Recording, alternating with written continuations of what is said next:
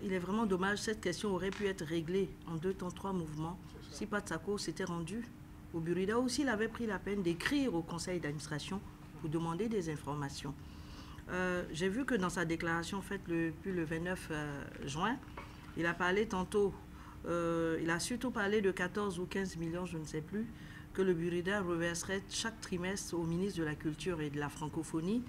Et plus tard, il est venu préciser que cette information lui a été donnée parce qu'il a vu des listings de répartition, des listings que je tiens là. Et même sans les avoir vus, puisque nous faisons des répartitions, plus de 8 répartitions désormais par année, le directeur de la répartition est inscrit.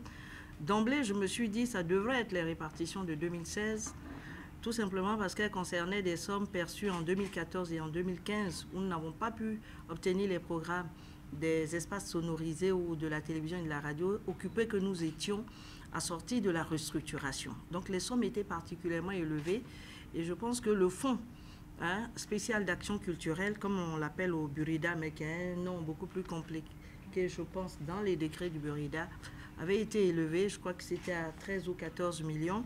J'ai le document ici, j'ai les listings de répartition, mais dans ce listing, il y avait certains artistes qui, individuellement, étaient à 5 millions. Ça, on ne le dit pas. Il a parlé tantôt de ce fonds-là, et tantôt du FAC, et tantôt de l'auteur, Maurice Bandama. Et donc, comme il y a un amalgame, je voudrais peut-être très brièvement dire que Maurice Bandama, il est membre du Burida, je pense, depuis 1993. Je n'ai pas les éléments de la document. 1987. Et comme tout le monde sait, les auteurs écrivains ne perçoivent pas des droits comme les musiciens, puisque leurs œuvres ne sont pas utilisées comme ça. Leurs droits de reproduction mécanique sont déjà cédés aux éditeurs qui éditent leurs livres.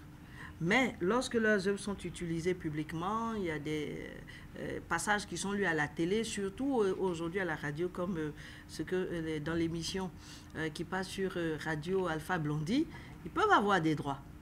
Les musiciens, ils sont les plus nombreux, ils ont toujours droit à des reproductions, droit de reproduction mécanique, un type de droit que nous réussissons à répartir depuis que le Burida a été créé. Par contre, les droits qui passent dans les espaces sonorisés à la télé et à la radio, nous avons jusqu'en 2006 eu recours au service de la SACEM qui faisait donc les répartitions selon ses propres règles de répartition, ce qui, à la vérité, n'avait pas de transparence pour les auteurs ivoiriens. Entre 2006 et 2011, l'administrateur provisoire du Burida a supprimé donc ce recours à la SACEM. Mais par contre, il n'y a pas eu de répartition réelle de ce type de droit.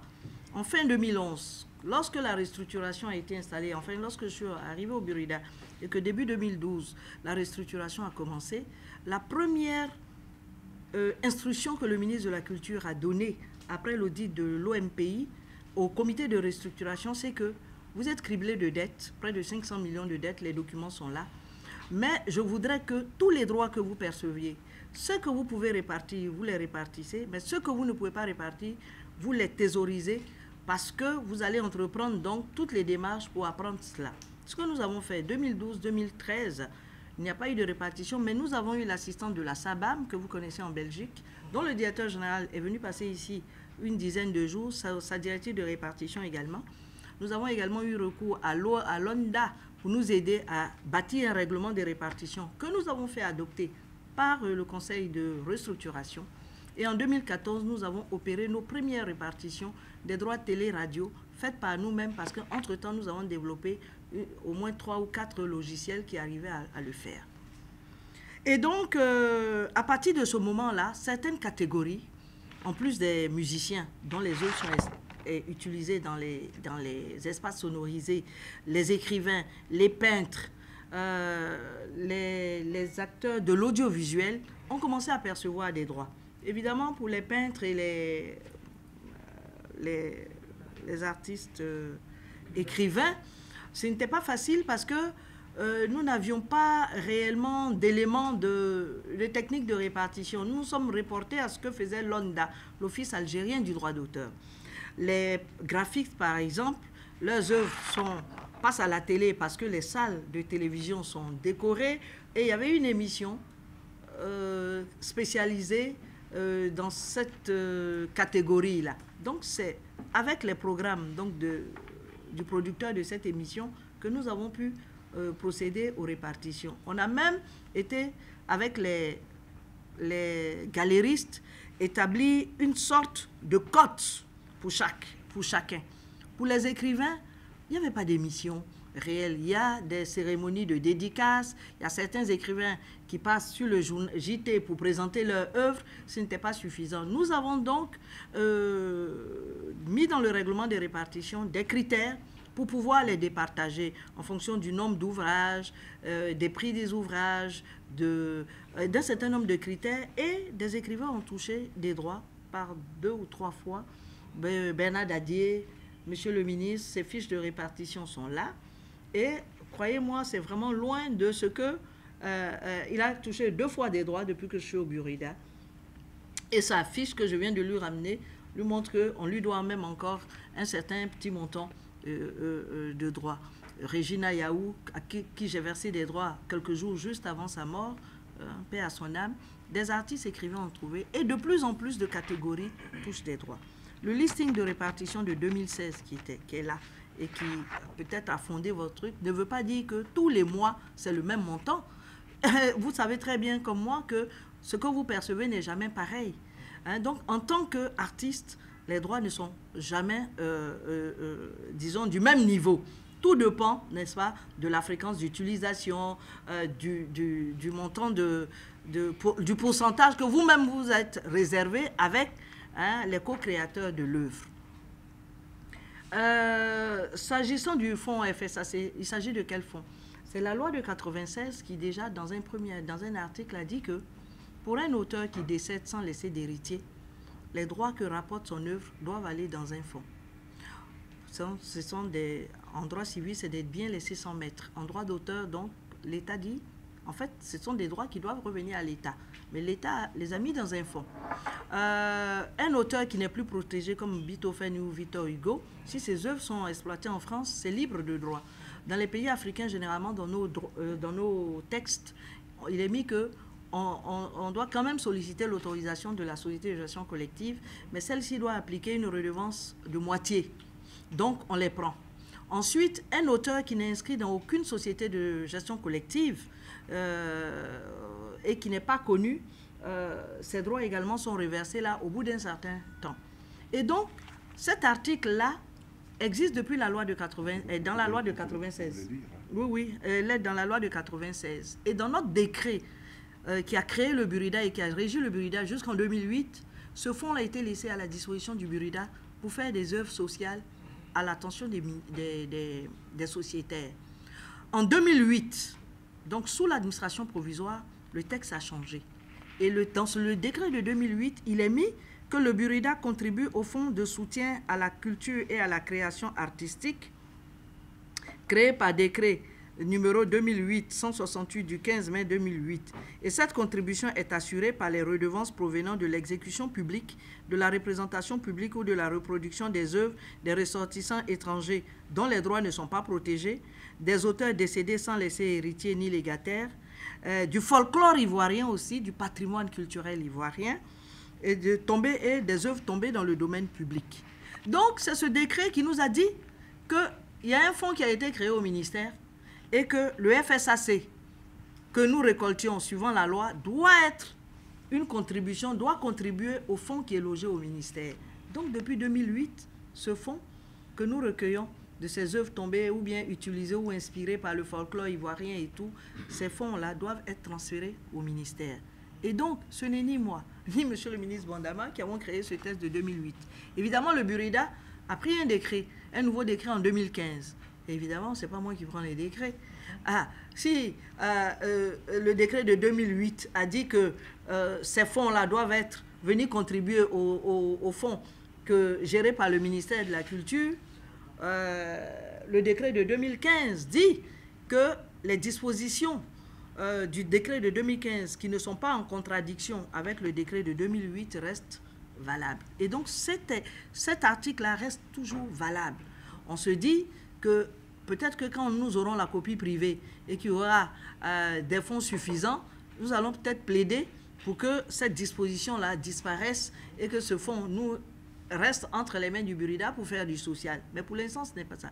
Et chaque année, en Assemblée générale, le texte du Burida exige que nous fassions le point de tous ces fonds-là, ce qu'on a transféré au ministère, ce qu'on a gardé chez nous, parce qu'il y a un autre fonds dont il parlait, le fonds d'action culturelle, décidé par les artistes eux-mêmes en 97. Chaque artiste qui touche des droits, ils sont là, on vous enlève 8,9% sur les DRM pour alimenter ce fonds. Et c'est ce fonds-là également que nous distribuons aux artistes pour créer, on fait des prêts. Mais ça a commencé quand? À la restructuration de 97 à 2012. Aucun artiste n'a demandé quel était le montant du fonds. Mais évidemment, en arrivant en début 2011, il n'y avait aucun fonds puisqu'on était en criblé de dettes. Mais nous avons reconstitué. Et aujourd'hui, la demande est tellement forte puisqu'il n'y a pas de producteurs, vous le savez mieux que moi. C'est ce fonds-là qui aide les artistes à créer. On vient dernièrement de distribuer au moins jusqu'à 50 millions le fonds d'action culturelle. C'était vraiment une erreur. Les 14 millions ou 12 millions qui se trouvent dans le droit, ce ne sont pas... Ça, c'était des droits généraux d'espace public. On ne les répartit qu'une fois par an. Une fois par an. Et celui-là était particulièrement élevé parce que c'était 2 ans. Mais on a fait également le point de tous les FSAC que nous avons répartis, envoyés au ministère depuis 2008. Hein, ils ne dépassent pas, voilà, hein, les montants répartis pour le FSAC, c'est-à-dire le folklore, les œuvres, voilà.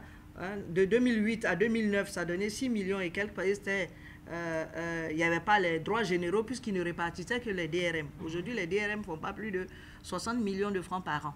Alors qu'avant, à l'époque, hein, c'était les gros millions. Aujourd'hui que le Burida a commencé à répartir les droits d'exécution publique, les montants s'élèvent un peu. Hein, et donc, vous voyez 2013, 2012, jusqu'à ce que, voilà le total. Et donc, ce ne sont pas des milliards que nous transférons au ministre de la Culture. D'ailleurs, je dois avouer... Au ministère de la Culture. Au ministère en plus de la Culture, c'est même pas au ministre Bandama. Au ministre Bandama. Et donc voilà les précisions que je voulais faire et surtout réitérer l'appel du directeur que je suis. Les hommes passent, mais votre institution, elle doit être là, c'est votre outil. Cette institution, c'est-à-dire le Burida, doit vous aider, n'est-ce pas, à capter tous vos droits, à les protéger. Aujourd'hui, ils sont exploités non pas seulement sur le territoire ivoirien, mais de partout le monde via le numérique. Vous avez besoin de compétences qui comprennent hein, ces droits-là pour aller vous défendre et les récupérer pour vous. Mais si vous affaiblissez vous-même votre propre structure, je ne sais pas comment, la crédibilité, avec quelle crédibilité nous pouvons aller plaider pour vous. Même si demain vous devez venir comme PCA ou comme directeur général, à partir du moment où vous avez discrédité la structure, c'est détruire pour vouloir reconstruire. Est-ce qu'il n'est pas bon d'accéder à une structure qui est en bonne santé et d'apporter votre pierre plutôt que de la détruire avant d'y accéder? Je dis que les membres du conseil sont des artistes comme vous. Moi, je ne suis pas artiste. Mais les membres du conseil sont des artistes comme vous.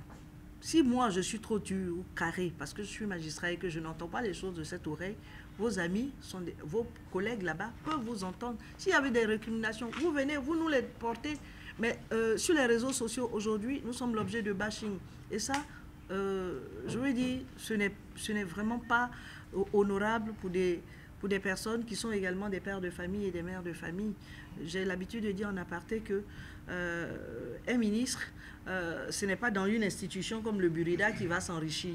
La preuve, il y a beaucoup de choses qu'on fait pour les artistes qu'on ne peut même pas dire parce qu'on est obligé de protéger votre dignité. Où on est en train de parler, il y a un artiste qui est très malade. Ouais. Je viens de régler, d'envoyer un peu d'argent, mais je sais que j'enverrai beaucoup plus. Mais ça, je ne pourrai jamais le dire sur les réseaux sociaux où on m'interpelle, où on m'insulte. Il y en a un qui est resté malade. On a dû payer plus de 6 millions de francs en frais d'hospitalisation. On ne peut pas le dire. Mais donc, vraiment, je vous en supplie, la structure, elle est pour vous. Si vous ne voulez pas quelqu'un de là-bas, il suffit simplement de dire au conseil d'administration, c'est eux qui proposent le DG. Ils peuvent enlever le DG. Si vous ne voulez pas du ministre, les ministres de la Culture, ils ne durent pas 10 ans. C'est très rare. Les gouvernements sont renouvelés. Vous pouvez. Il faut prendre votre mal en patience plutôt que de détruire la maison qu'on a mis tellement d'énergie à remettre un peu sur pied et qui est un peu respectable aujourd'hui sur le plan africain et même dans le monde.